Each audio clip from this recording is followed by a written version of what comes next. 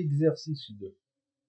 Alors, on a la maladie de Rendu-Osler-Weber, abréviée par l'abréviation ROW, est une maladie héréditaire.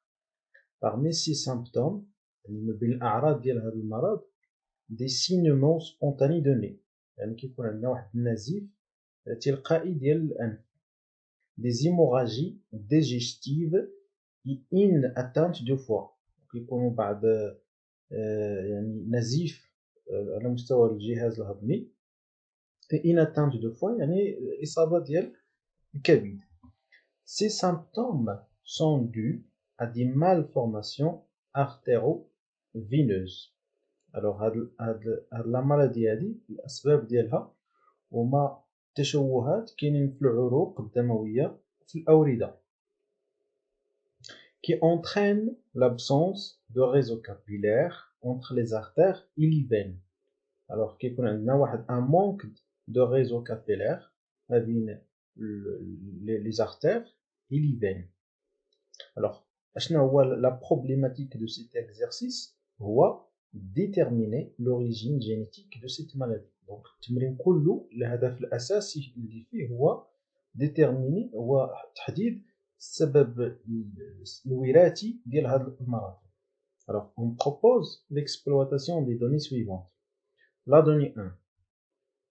Plusieurs facteurs de croissance se lient à des récepteurs membranaires des cellules des vaisseaux sanguins pour activer l'angiogenèse. Alors العديد من عوامل النمو كترتبط بمستقبلات غشائية ديال الخلايا ديال العروق الدموية. علاش؟ pour activer l'angiogenèse. Donc هاد les facteurs de croissance كيرتبطوا بالعروق الدموية باش يقوموا بتنشيط أو تحفيز l'angiogenèse. Alors qu'est-ce que ça veut dire l'angiogenèse؟ هو la prolifération des vaisseaux sanguins. تكاثر ديال العروق الدموية. Le fonctionnement de ces récepteurs nécessite l'intervention d'une protéine nommée endogène, constituée de 633 acides aminés. Alors, هادوك les récepteurs باش يخدموا مزيان باش يخدموا كاينه une protéine qui s'intervient اللي سميتها l'endogène. Les chercheurs les recherches ont montré la relation entre ces protéines et la maladie de Rowe. Donc كاينه واحد la relation entre هاد la protéine ديال l'endogène و la maladie de Rowe. Les figures A et B finalement, voilà la figure A et voilà la figure B de document 1 représente la relation entre l'endogène et l'activité d'un récepteur membranaire qui intervient dans l'angiogenèse chez une personne saine, figure A, et chez une personne atteinte de la maladie de Rowe, dans la figure B. Donc, on a la figure A qui fait le fonctionnement de l'angiogenèse, ou la relation entre la protéine d'endogène et l'angiogenèse, d'une personne qui est saine. Alors, la figure P, on dit la relation entre la protéine qui est l'endogène et l'angiogenèse, de la personne qui est atteinte de la maladie de Rowe. Alors, on va le document. Donc, on a les facteurs de croissance, qui sont les récepteurs membranaires. Alors, les qui ont l'endogène normal, les récepteurs membranaires qui sont fonctionnels. Et donc, l'angiogenèse qui est normale. يعني la prolifération ديال les vaisseaux sanguins كتكون normale. التكاثر ديال العروق الدموية كيكون طبيعي. Conséquence, la personne elle est saine. Donc الشخص كيكون غير مصاب سليم.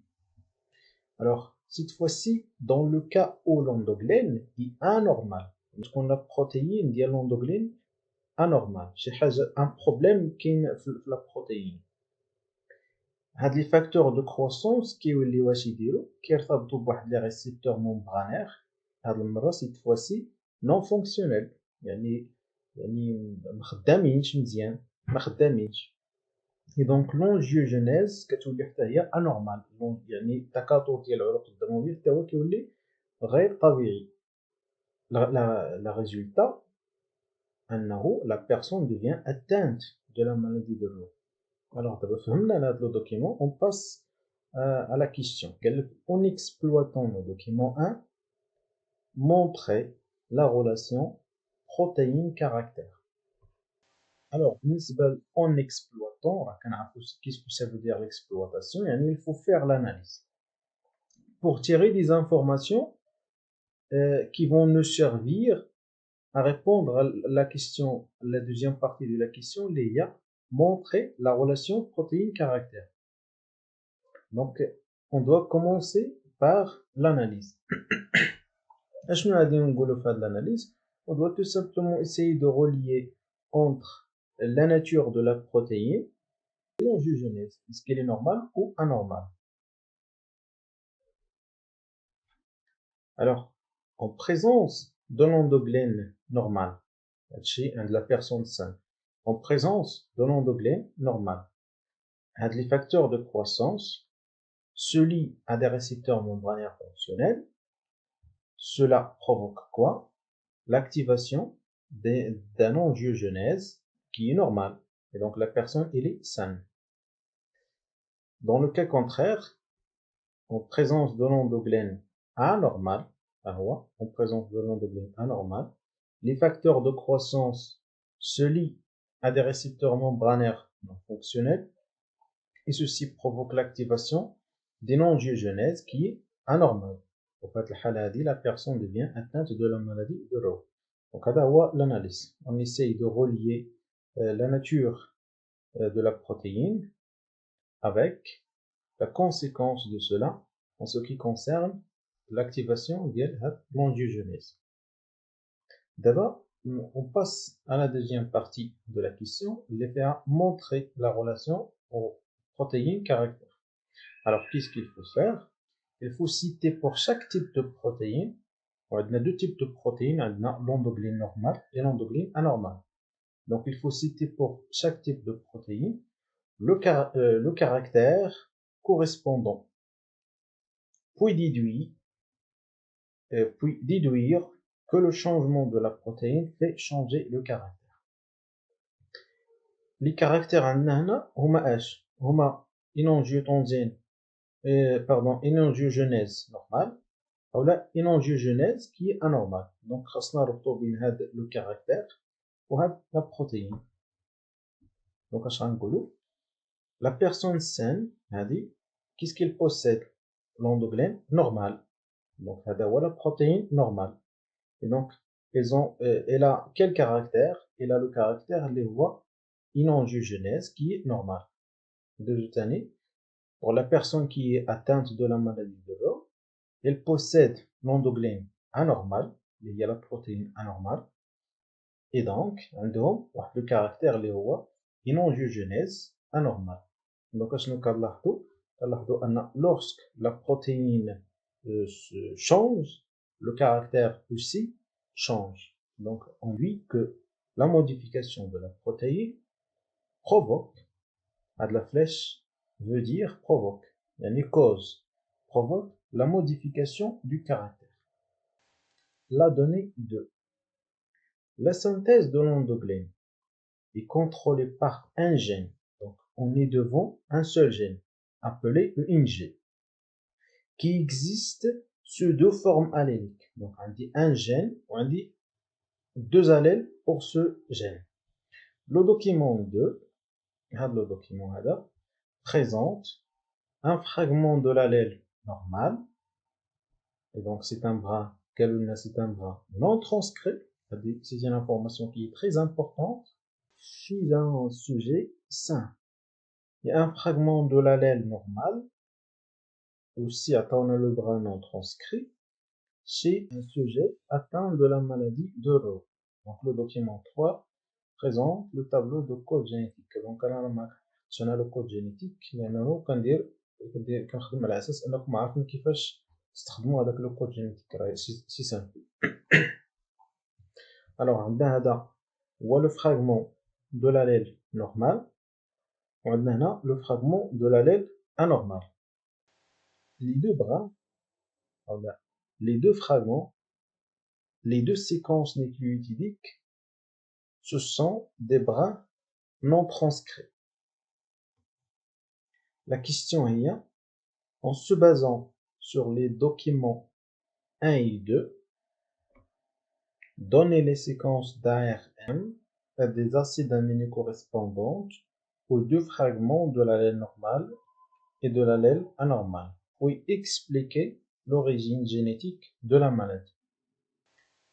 Alors, قبل ما نجاوب على ذاك السؤال مهم أننا نرجع on va faire un petit rappel en ce qui concerne qu'est-ce que ça veut dire un brin non transcrit et qu'est-ce que ça veut dire un brin transcrit. Alors, voilà une molécule de l'ARN messager synthétisée à partir de cette molécule d'ADN. Alors, le brin transcrit, هو هذاك le brin d'ADN qui sert à la synthèse de l'ARN messager. يعني هو داك le brin d'ADN اللي كنستعملوه باش نصوبوا l'ARN messager. إلا قارنا دابا بين l'ARN messager و le brin transcrit اشنو غادي نلقى؟ غادي نلقى على أن les nucléotides dans l'ARN messager ils sont complémentaires avec les nucléotides dans le brin transcrit. يعني G dans l'ADN كنلقاوها في l'ARN messager sous forme de C يعني la base azotée qui lui est complémentaire. وبالنسبة لا base azotée A dans l'ADN كنلقاوها في l'ARN messager عبارة على la base azotée U اللي هي la base azotée complémentaire à la base azotée adenine. و T في l'ADN كنلقاوه في l'ARN messager هو A et ainsi de suite. Donc le brin transcrit ou le brin d'ADN qui est complémentaire avec le brin de l'ARN messager. أما بالنسبة le brin non transcrit بالنسبة لهذا le brin هذا إلا قرنا la séquence nucléotidique de ce brin مع la séquence nucléotidique de l'ARN messager غادي نلقاو أنه c'est la même chose. كنلقاو dans le brin non transcrit de l'ADN la base azotée C في l'ARN messager كاينة C. عندنا aussi هنا la base azotée اللي هي C. عندنا dans l'ARN messager la base azotée C. Dans le brin non transcrit de l'ADN كاينة la base azotée T. كنلقاوها remplacée dans l'ARN messager par la base azotée U يعني le racine. Alors pour le reste les bases azotées sont les mêmes sauf pour la base azotée اللي هي thymine et qui à chaque fois qu'on la rencontre dans le brin non transcrit il sera remplacé dans la molécule de l'ARN messager par la base azotée uracile. Donc بالنسبة le brin non transcrit c'est celui qui a exactement la même séquence nucléotidique que l'ARN messager mais avec des bases azotées uracile à la place des bases azotées thymine. دوزو دابا لواحد الحاجة اللي هي مهمة كيفاش كنحدد لو تيب دو لا ميوتاسيون بلا ما نوقع في الغلط. الوغ غادي ناخدو هاد المثال الاول ديال لو دوكيمون 2. دونك عندنا دي سيكونس نيوكليوتيديك بور دو تيب d'allèle un allèle qui est normal ou un allèle qui est anormal. Alors باش نحدد le type de la mutation je dois faire une comparaison كنقارن بين les deux séquences nucléotidiques pour les deux allèles. Donc عندنا pour le premier codon dans l'allèle normal et dans l'allèle anormal c'est la même chose. يعني عندي 3 bases azotées ديال cétosine و 3 bases azotées ديال cétosine في l'allèle anormal. On passe le deuxième codon ils sont identiques. كنمشي للتروازيام كودون كنلقى انه عندي هنا لا باز ازوتي جي وكاينه هنا لا باز ازوتي ادينين. اول حاجه غادي تطيح في بالي هي اش هو انه un remplacement يعني une mutation par substitution يعني بدلنا لا باز ازوتي جي ولكن باش نتاكد اشنو كندير je dois comparer les codons suivants ملي كنقارن هاد لي كودون سويفون اللي هما لو كودون 4 عند لاليل نورمال ولا ليل انورمال كنلقاهم ايدونتيك كنمشي لو كودون 5 كنلقاهم toujours identiques le codon 6 identique et ainsi de suite toutes les codons qui viennent après le codon qui est touché par la mutation elles sont identiques اشنو كنقول على ان le cadre de lecture il n'a pas changé après avoir apparition de mutation ملي وقعات هذيك الطفره le cadre de lecture ما تبدلش qu'est-ce que ça veut dire le cadre de lecture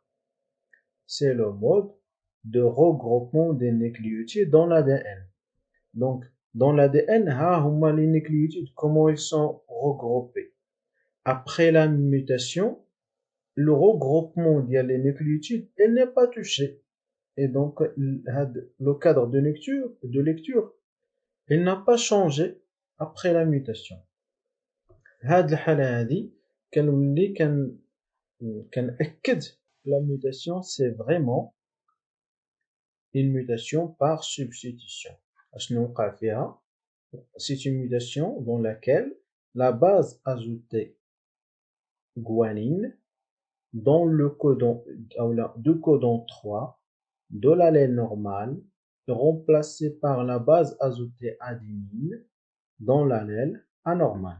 Dans la mutation par substitution, le cadre de lecture ne change pas après la modification de nucléotides. ناخذ دابا le document 3. نشوفوا un autre exemple.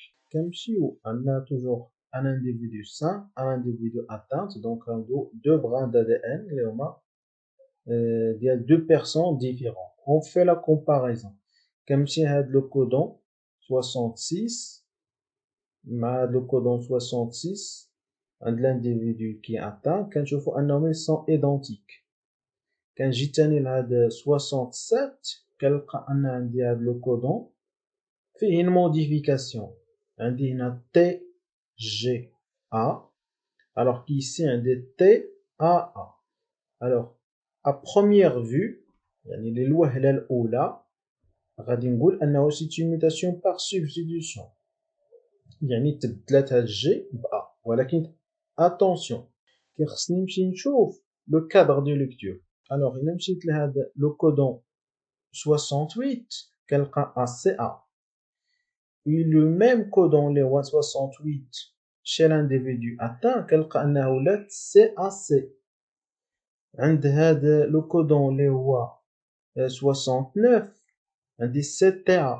وعندي هنا TAT عند لو كودون 70 عندي TTG وعندي هنا TGA donc إلا لاحظتوا أنه les codons ils sont tous changés donc هاد المرة le cadre de lecture il n'est plus le même donc il a changé après la mutation donc في هاد الحالة هادي ما يمكنش نهضر على la substitution اشنو بقى ليا بقات ليا la mutation par délation أو la mutation par addition دابا خاصني نقرر اين وحده فيهم دونك كيفاش كندير انتبهوا معايا مزيان كنمشي لا باز ازوتي على مستواها وقع التغير دونك عندي هنا تي عندي هنا تي وعندي هنا جي وعندي هنا ا الوغ اشنو كندير هاد لا باز ازوتي اللي هي جي كنفترض على انه راه وقعت اون ميوتاسيون باغ ديليسيون هذا يعني انها نورمالمون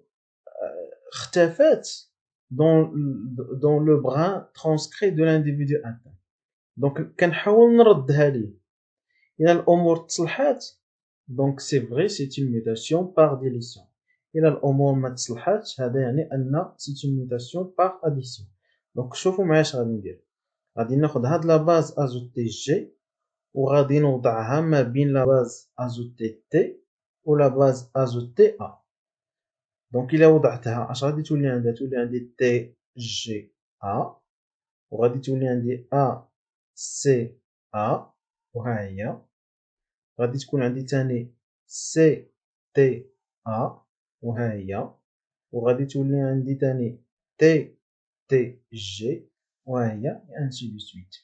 دونك ملي رديت هذيك لا باز ازوتي غوانين اونتر لا باز ازوتي تيمين ادينين، رجع كلشي كيف ما كان. هذا يعني سي فري سي une mutation par dilution. Et donc la dilution de quoi? La dilution de la base azotée G dans le codon 67 de brins transcrits de l'individu sain. Donc il y a la nature de cette mutation. Par exemple, dans la mutation par délition, le cadre de lecture change après la suppression de nucléotides. On va essayer de déterminer le type de la mutation. Donc, le principe le boulna. Donc, on a un allèle A ou on a un allèle B. On compare les deux, la séquence nucléotidique pour les deux allèles.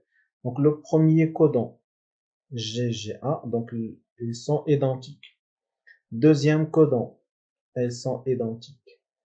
Troisième codon, elles sont identiques. Le quatrième, le cinquième, donc le sixième, on dit ATG, on dit ATC. Alors, donc, il va y avoir un G ou le C. Donc, quand je vois les codons suivants, il y en a 7, 8, 9, est-ce qu'ils sont les mêmes? S'ils sont les mêmes, c'est une mutation par substitution. S'ils ne sont pas les mêmes, c'est une mutation par addition, ou là, une mutation par délition. Donc, il a bien les séquences nucléotidiques après le codon qui est touché par la mutation. Après le premier codon touché par la mutation, on a le cadre de lecture, elle change. Donc, qu'est-ce qu'on dit? قلت لكم أنه كان افترضوا على أنه c'est une mutation par délition. هذا يعني أن هاد لا باز أزوتي جي كنفترضوا أنها تحيدات. دونك اش كندير هنا؟ كنردها. هاد المرة غادي نردها ما بين تي و سي. دونك إلا رديت هاد الجي ما بين لا باز أزوتي تي و سي، اش غادي تولي عندي؟ غتولي عندي أ تي جي. دونك هادي راه هي تصاوبات، رجعت الأمور كيف كانت. ولكن إلا خدينا سي جي جي ماشي هي اللي كاينه الفوق، كاينه جي جي تي. دونك الامور ما تقادتش. دونك ce n'est pas une mutation par délition. Donc c'est une mutation par addition. donc قمنا بالإضافة ديال لا باز أزوتي اللي هي سيتوزين. دونك إلا سيتوزين au niveau de l'allèle B عاد غادي ترجع الأمور كيف كانت. دونك هادي c'est une mutation par addition اللي حتى هي le cadre de lecture change après l'ajout de nucléotides. نرجعوا دابا للسؤال اللي عندنا. Donc en se basant sur les documents 1 et 2, donner les séquences de l'ARN messager et des acèdes aminés correspondantes aux deux fragments de l'allèle normal et de l'allèle anormal pour expliquer l'origine génétique de la maladie. Donc on double la première partie de la question. Donc si vous vous rappelez bien, l'énoncé dans les données, les deux fragments, ils correspondent à des brins non transcrits. Donc, les codons ce sont le brin non transcrit. Les séquences nucléotidiques dans l'allèle anormal, c'est le brin non transcrit au niveau de l'ADN. Donc, pour donner de l'ARN messager, il suffit de garder les mêmes bases azotées, ou de remplacer à chaque fois la base azotée thymine par la base azotée, par la base azotée uracile. Donc بالنسبة للعلامة normal إلا لاحظتوا قلنا غادي نخليو les mêmes bases azotées. هي C voilà C CAC et ainsi de suite. Et à chaque fois qu'on rencontre la base azotée thymine, on la remplace par la base azotée اللي هي uracile et ainsi de suite. وعاد ديك الساعة من بعد كنتقلوا l'utilisation de code génétique pour donner à chaque codon l'acide aminé qui lui correspond. Donc le codon qui est C dans l'ARN messager d'après le code génétique qui correspond à l'acide aminé proline et ainsi de suite. Donc et on refait la même chose pour l'allèle anormal, chez la personne qui est malade. D'abord, بالنسبة expliquer l'origine génétique de la maladie. Alors, qu'est-ce qu'il faut faire? Mais qu'est-ce que la question fait expliquer l'origine génétique de la maladie? Il s'agit tout simplement de parler de la relation gène-protéine-caractère. يعني خاصك tu dois déterminer le type de la mutation, puis le type de la protéine résultante, يعني اش من protéine كنحصلوا عليها بعد la mutation, et le caractère apparu en présence de cette protéine. Donc هادشي اللي كنهضر فيه في l'origine génétique de la maladie. Donc si je compare les séquences nucléotidiques des deux allèles, donc donc on doit déterminer le type de cette mutation. Donc pour le premier codon, ils sont les mêmes dans l'allèle normal et anormal. Donc pour le codon LEOA2, ils sont identiques. Le codon 3, alors à ce niveau-là, ils ne sont pas identiques. Donc à ce qu'on dire, comme chez les codons suivants, 4 et 5 et 6 et ainsi de suite. Donc le cadre de lecture n'a pas changé. Donc c'est une mutation par substitution. C'est le remplacement de la base azotée G de codon 3 de l'allèle normal par la base azotée adenine dans l'allèle anormal. Donc à le type de la mutation. Donc une mutation par substitution de la base azotée G de codon 3 de l'allèle normal par la base azotée A dans l'allèle anormal. On a le type de la mutation. Le type de la protéine résultante provoque la synthèse d'une protéine d'endoglène anormale. Donc l'exercice sera, si vous vous rappelez, on est en train de parler de la protéine d'endoglène. Donc, ملي كتوقع la mutation, كيولي عندي une protéine qui est anormale. وشنو هو le caractère qui résulte de la présence de cette protéine anormale? Et donc l'activation des non-angiogenèses anormales, donc l'apparition de la maladie de Rowe. Donc on connaît la relation gène protéine caractère, il y a l'origine génétique de la maladie.